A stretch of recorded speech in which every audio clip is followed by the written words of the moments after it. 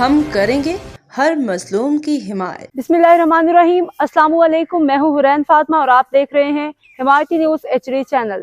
نظر ڈالتے ہیں آج کی اہم خبروں پر۔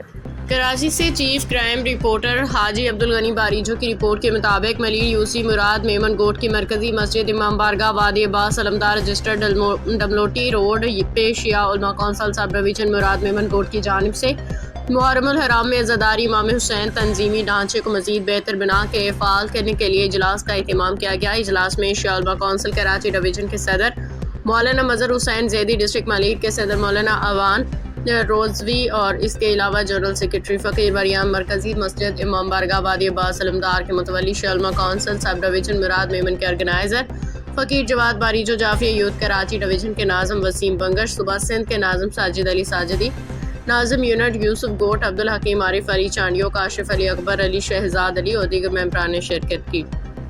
جعفریہ یوتھ پورے ملک میں خدمت کر کے اپنا فرض نبھاتی آ رہی ہے۔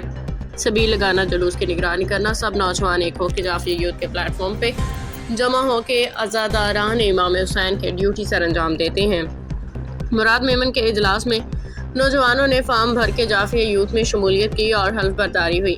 اجلاس کے اختتام پہ ملک پاکستان کے لیے اسلامی جمہوریہ ایران کے فتح و امن کے لیے دعا کی گئی۔ اب تک کے لیے اتنا ہی۔ مزید خبروں اور اپڈیٹ سے باخبر رہنے کے لیے دیکھتے رہیں حمایتی نیوز HD چینل۔